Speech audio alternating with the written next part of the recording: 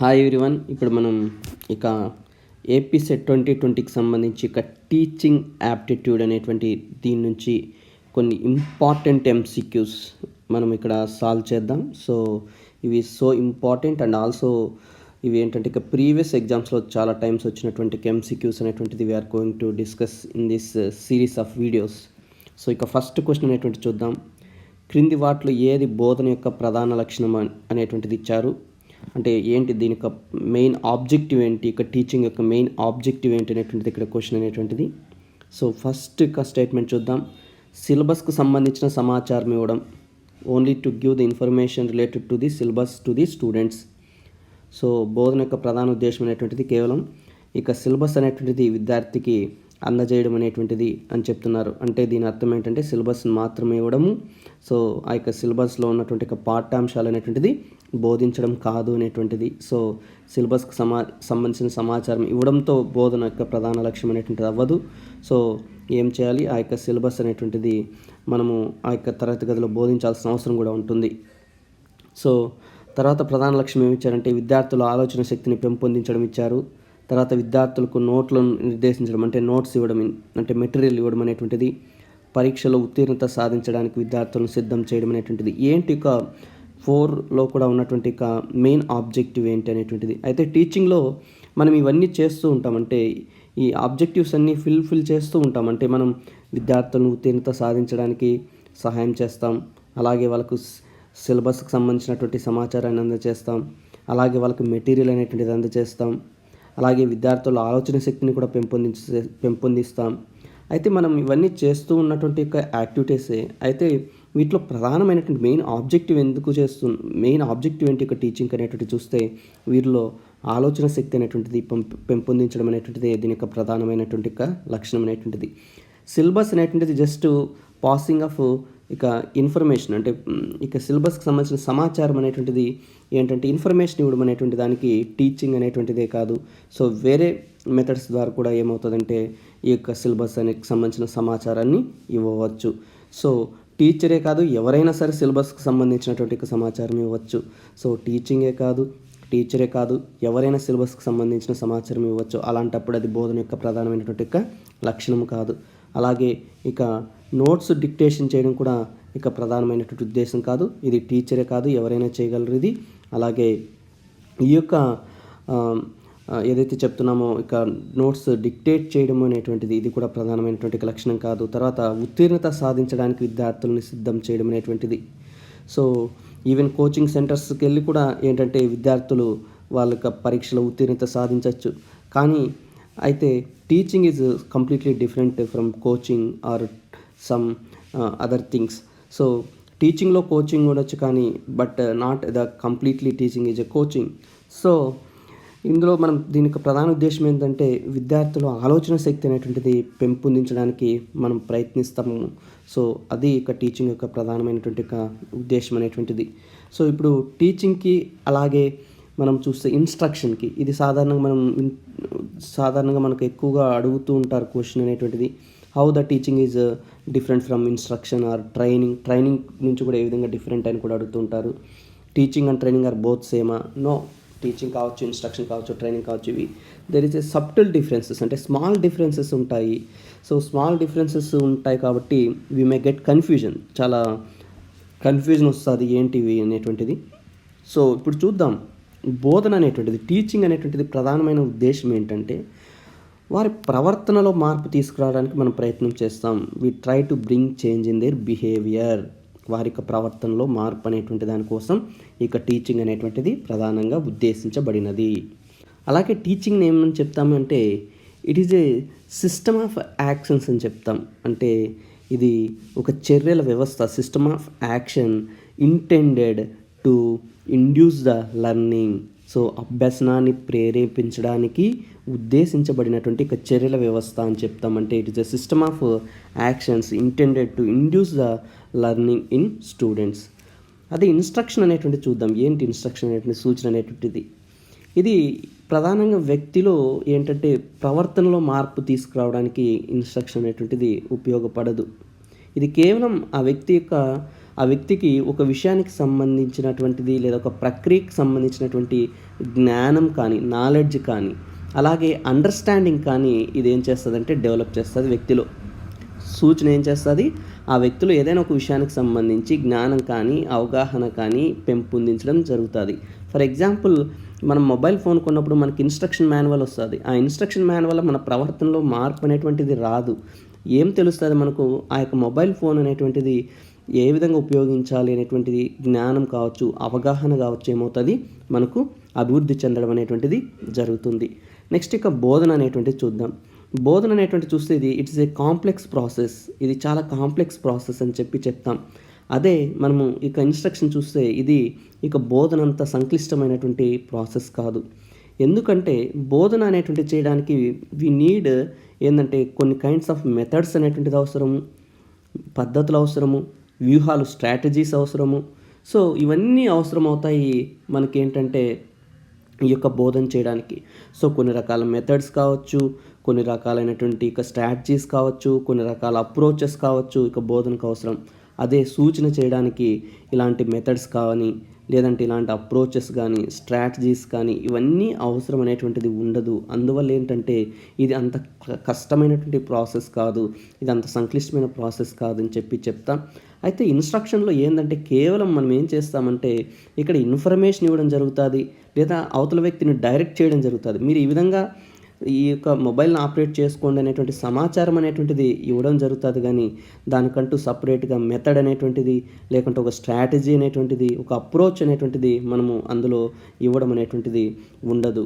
అయితే ఇది ఏం తెలియజేస్తుంది అవతల వ్యక్తి కంటే, ఇది కేవలం ఏం చేయాలి, మరి ఎలా చేయాలి అనేటువంటిది మాత్రమే తెలుపుతుంది ఇన్స్ట్రక్షన్ అనేటువంటిది. ఇది ఏం చేయాలి, ఎలా చేయాలి అనేటువంటిది మాత్రమే ఆ వ్యక్తికి తెలపడం అనేటువంటిది జరుగుతుంది, ఒక సూచన అనేది, ఇన్స్ట్రక్షన్ అనేటువంటిది.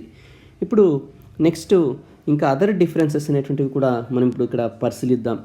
ఇక బోధనలో సూచన అనేటువంటిది ఉండొచ్చు. సో టీచింగ్లో ఏమవుతుందంటే, so instruction is one part of a teaching. అది మీరు గుర్తుపెట్టుకోవాలి. బోధనలో భాగంగా మనం ఏంటంటే విద్యార్థులకు చాలా రకాలైనటువంటి ఇన్స్ట్రక్షన్స్ కూడా ఇస్తూ ఉంటామంటే ఎలా చదవాలి, ఏం చదవాలి అనేటువంటిది కూడా మనము తెలియజేస్తుంటాం. కాబట్టి ఏం చెప్తామంటే బోధనలో ఏమవుతుందంటే ఈ యొక్క సూచన అనేటువంటిది ఒక భాగంగా మనం చెప్పడం జరుగుతుంది. అదే సూచన అనేటువంటిది చూస్తే సూచనని మనం ఎప్పుడు దాని ఒక టీచింగ్గా మనము పిలవలేం. It cannot be called as ఏంటంటే టీచింగ్. సో ఇన్స్ట్రక్షన్ అనేటువంటిది it's never be called as teaching. ఇది బోధనలో ఒక భాగం మాత్రమే, it's a part of teaching అని మనం చెప్తాం. తర్వాత బోధన యొక్క లక్ష్యం ఏంటంటే వ్యక్తి యొక్క మొత్తం అభివృద్ధి ఇందులో మనకు అవసరం. ఆ యొక్క ఓవరాల్ డెవలప్మెంట్ అనేటువంటిది టీచింగ్ ద్వారా మనం ఏం చేస్తామంటే ఎక్స్పెక్ట్ చేయడం జరుగుతుంది. అదే ఇక ఇన్స్ట్రక్షన్లో ఏమవుతుందంటే ఆ వ్యక్తికి కేవలం జ్ఞానము మరియు అవగాహన అనేటువంటిది అభివృద్ధి చేయడానికి మాత్రమే మనము సహాయపడతాం. కేవలం అతనికి నాలెడ్జ్, అండర్స్టాండింగు ఇవి రెండు మాత్రమే డెవలప్ చేయడానికి ఇందులో మనం ప్రయత్నించడం జరుగుతుంది. అలాగే లెర్నింగ్లో చూసినట్టయితే ఇక లెర్నింగ్ ప్రాసెస్లో మనకు ఇక బ్లూమ్స్ టాక్సానమీలో ఇక కాగ్నిటివ్ డొమైను, ఎఫెక్టివ్ డొమైను మరియు సైకోమోటర్ డొమైన్ అంటే 3 డొమైన్లు అనేటువంటిది అతను తెలియజేస్తాడు. ఈ 3 డొమైన్ల యొక్క అభివృద్ధికి మనం ట్రై చేస్తాం. అంటే ఆ వ్యక్తిలో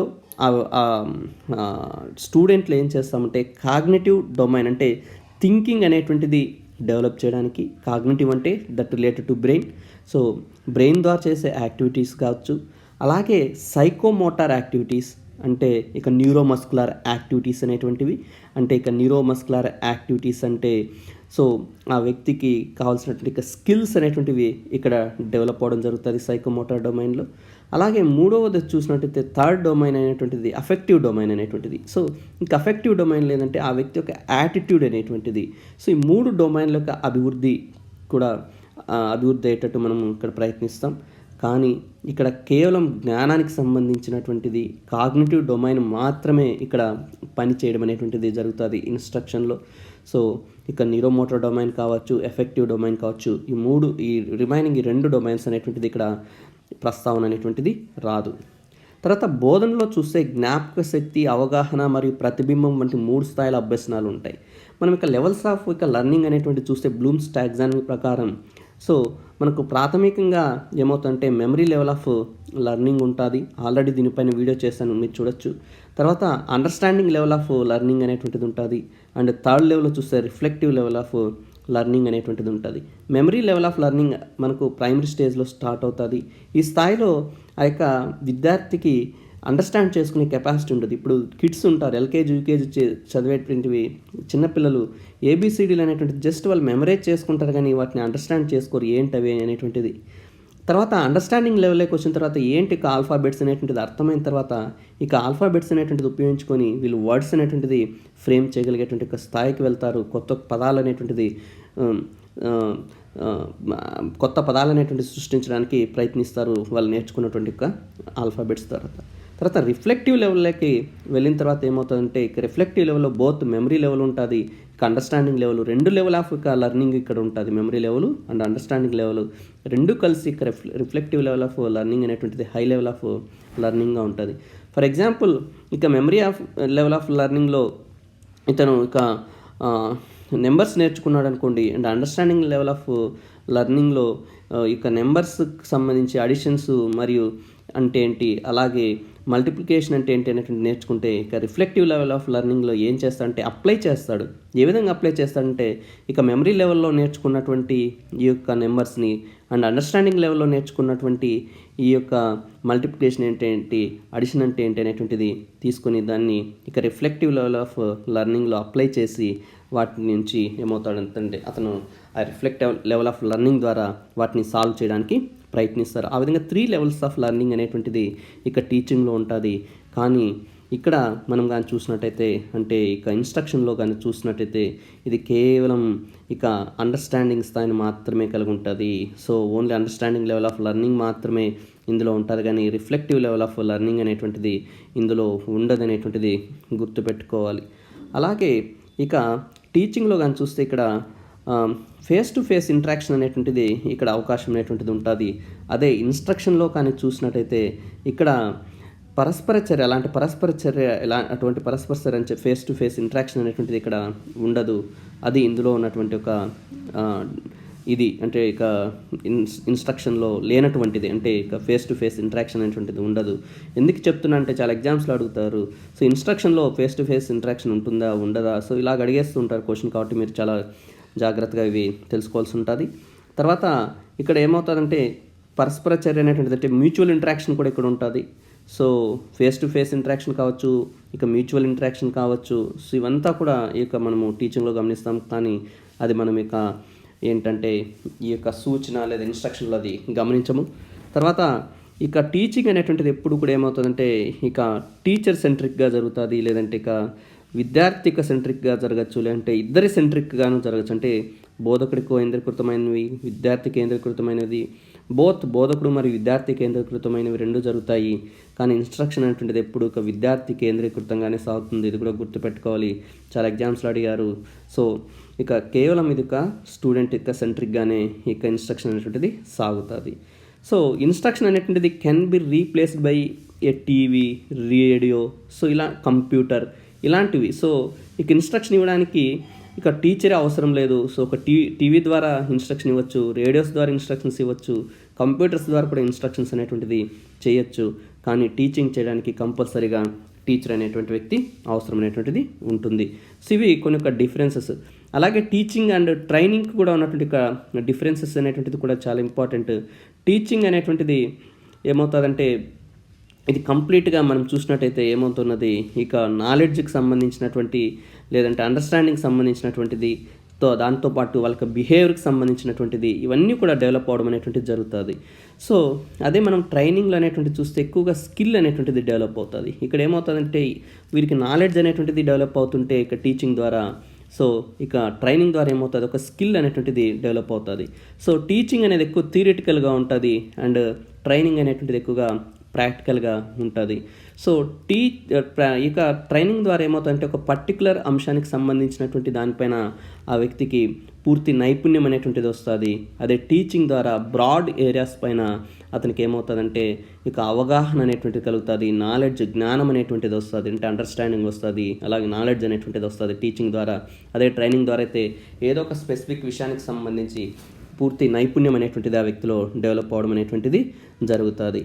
ఈవెన్ ఒక టీచర్ కూడా ఏమవుతుందంటే ట్రైనింగ్ అయిన తర్వాత, అంటే ఒక టీచింగ్ అనేటువంటి ఈ యొక్క అంశం పైన పూర్తిగా అతను ఇక నైపుణ్యం అనేటువంటిది పొందిన తర్వాత అతను ఏమవుతుందంటే టీచర్ అవ్వడం జరుగుతుంది, టీచింగ్ చేయడం జరుగుతుంది. అంటే టీచర్ కూడా ఏమవుతుందంటే ఇక ట్రైనింగ్ ప్రాసెస్ నుంచి రావడం అనేటువంటిది జరుగుతుంది. ట్రైనింగ్లో ఏమవుతుందంటే ఎక్కువగా ప్రాక్టికల్గా ఉంటుంది.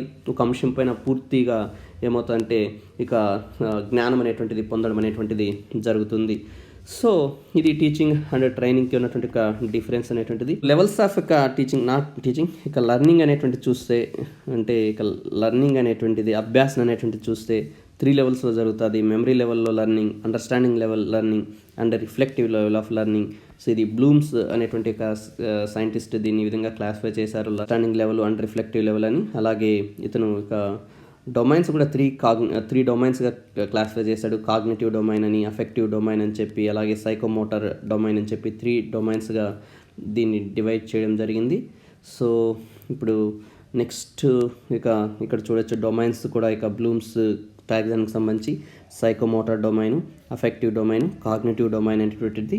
సో కాగ్నిటివ్ డొమైన్ అనేటువంటిది చూస్తే ఇది అబౌట్ నోయింగ్, అంటే ఇది కంప్లీట్గా ఇక బ్రెయిన్కి రిలేటెడ్గా ఉండడం అనేటువంటి జరుగుతుంది. సో ఇక్కడ నాలెడ్జ్ అనేటువంటిది పొందడం అనేటువంటిది జరుగుతుంది ఇక కాగ్నిటివ్ డొమైన్ ద్వారా.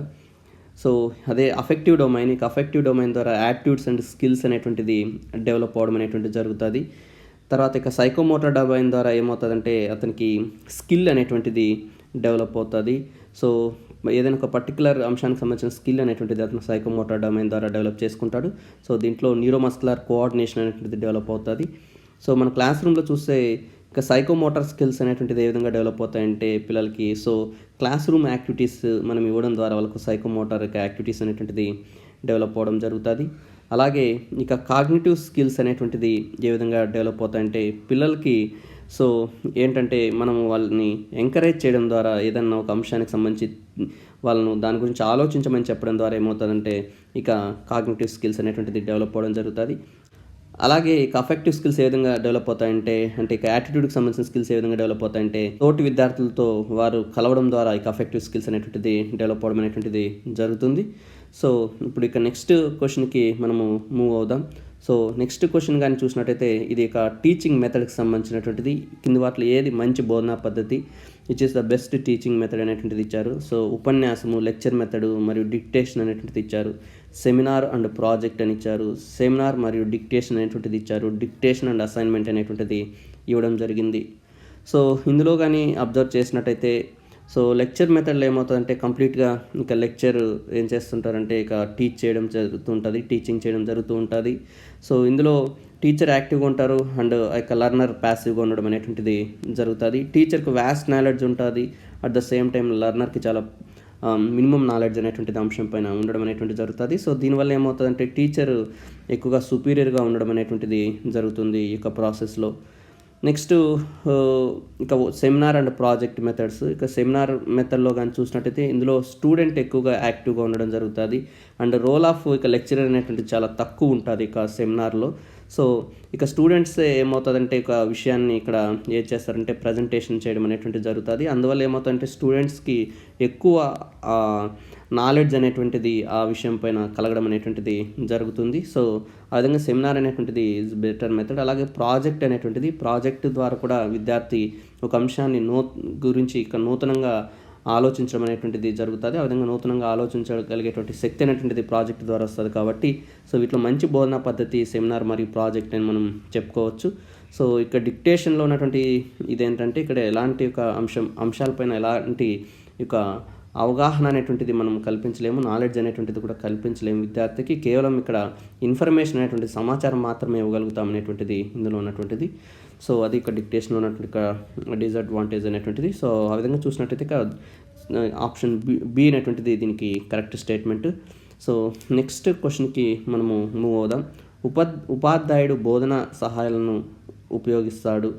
సో ఇక్కడ క్వశ్చన్ ఏంటంటే ఉపాధ్యాయుడు ఎందుకు బోధనా సహాయాలను, అంటే ఇక టీచింగ్ ఎయిడ్స్ అనేటువంటి వాటిని ఉపయోగించడం అనేటువంటిది జరుగుతుంది అనేటువంటిది ఇక్కడ ఇచ్చినటువంటి ఒక క్వశ్చన్. సో ఎందుకు ఉపయోగిస్తాడు ఇక టీచింగ్ ఎయిడ్స్ అనేటువంటిది అంటే ఒకటి బోధనను ఆసక్తికరంగా మార్చడానికి, విద్యార్థుల అవగాహన స్థాయిలో బోధన చేయడానికి, విద్యార్థులను శ్రద్ధగా వినేటట్టు చేయడానికి కేవలం ఆ యొక్క టీచింగ్ ఎయిడ్స్ ఉన్నాయి కాబట్టి వాటిని ఉపయోగించడం కొరకు ఉపయోగిస్తాడు అనేటువంటిది ఇవ్వడం జరిగింది. సో టీచింగ్ ఎయిడ్స్ అంటే ఫర్ ఎగ్జాంపుల్ మనకు ఏవైనా కావచ్చు, మనం వాడేటువంటి చార్ట్స్ కావచ్చు, లేకుంటే మనం చూపించేటువంటి వీడియోస్ కావచ్చు. సో ఇవన్నీ కూడా ఏమవుతాయంటే టీచింగ్ ఎయిడ్స్ కిందకి వస్తాయి. సో ఇక ఎందుకు ఉపయోగిస్తాడు వీటిని చార్ట్స్ అనేటువంటిది ఇవి బోధనను ఆసక్తికరంగా మార్చడానికి కాదు. అంటే we are not trying to create interest in the students about the topic. So దాన్ని ఏదో చాలా ఇంట్రెస్టింగ్గా క్రియేట్ చేయడానికి టాపిక్ని మనం చార్ట్స్ అనేటువంటిది యూజ్ చేయము. అలాగే విద్యార్థులు చాలా శ్రద్ధగా వింటారు చార్ట్స్ ఉపయోగిస్తాయని మనం ఉపయోగించము. లేకుంటే చార్ట్స్ ఉన్నాయి కాబట్టి మనం ఓకే ఉపయోగిద్దామని కూడా వాటిని ఉపయోగించము. కేవలం ఏంటంటే ఇక చార్ట్లో ఉన్నటువంటి ఆ యొక్క ఏదైతే డయాగ్రామ్ ఉందో ఆ యొక్క డయాగ్రామ్ చూసి ఆ విద్యార్థి బాగా అవగాహన చేసుకోవడం వీలవుతుంది, చాలా ఈజీగా అవగాహన చేసుకోగలడు అనే ఉద్దేశంతో ఏమవుతుందంటే విద్యార్థుల అవగాహన స్థాయిలో వాళ్ళకి బోధించడానికి ఉపయోగిస్తాం. అంటే వాళ్ళకు ఆ యొక్క అవగాహన తక్కువగా ఉన్నప్పుడు వాటి గురించి అక్కడ ఒక మంచి డయాగ్రామ్ ఉంది చార్టులో. సో అప్పుడు ఏమవుతుంది, అది వారికి ఉపయోగపడుతుంది అవగాహన చేసుకోవడానికి ఈజీగా. అందువల్ల మనం ఉపయోగించడం అనేటువంటిది జరుగుతుంది. సో నెక్స్ట్ క్వశ్చన్ చూద్దాం. బోధన యొక్క ప్రభావం వీటిపైన ఆధారపడి ఉంటుంది. బోధన యొక్క ప్రభావం అనేటువంటిది వీటిపైన ఆధారపడి ఉంటుంది. అంటే టీచింగ్ అనేటువంటిది దేనిపైన ఆధారపడి ఉంటుంది అనేటువంటిది ద ఎఫెక్టివ్నెస్ ఆఫ్ టీచింగ్ అన్నమాట ఇక్కడ. సో మంచి బోధన అనేటువంటిది కింది దేనిపైన ఆధారపడి ఉంటుంది అనేటువంటిది సో ఫస్ట్ స్టేట్మెంట్ వచ్చి ఇక్కడ ఉపాధ్యాయుడు అర్హత అనేటువంటిది ఇచ్చారు, క్వాలిఫికేషన్ అనేటువంటిది.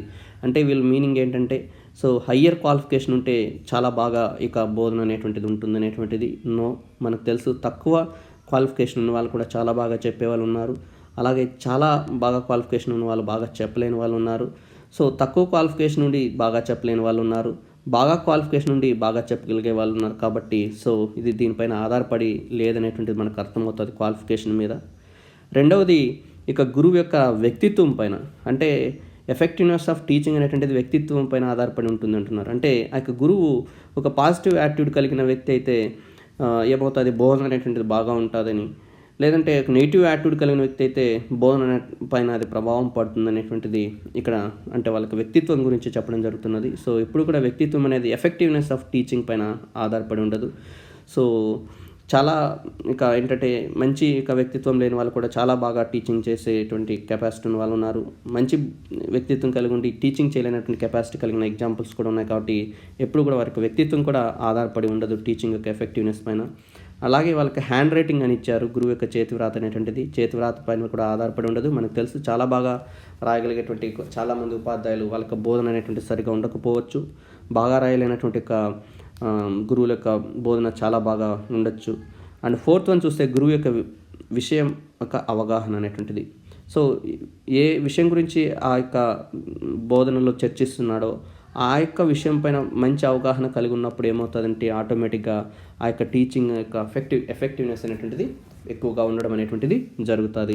సో అందువల్ల ఆ గురువు యొక్క విషయం యొక్క అవగాహన ఏమవుతుంది, ఆ బోధన యొక్క ఎఫెక్టివ్నెస్ పైన అంటే ఆ యొక్క బోధన యొక్క ఎఫెక్టివ్నెస్ అనేది ఏం చేస్తుంది, ఫైనల్గా డిసైడ్ చేయడం అనేటువంటిది జరుగుతుంది. సో ఇవి కొన్ని ఇంపార్టెంట్ క్వశ్చన్స్ ఇక టీచింగ్ యాప్టిట్యూడ్ నుంచి. సో నెక్స్ట్ వీడియోలో మరికొన్ని ఇంపార్టెంట్ క్వశ్చన్స్ అండ్ వాటికి సంబంధించినటువంటి స్టేట్మెంట్స్ చదువుతూ మనం డిస్కస్ చేసుకుంటూ ఆన్సర్ చేసుకున్నాం. So thank you for watching this video. Please subscribe for my channel.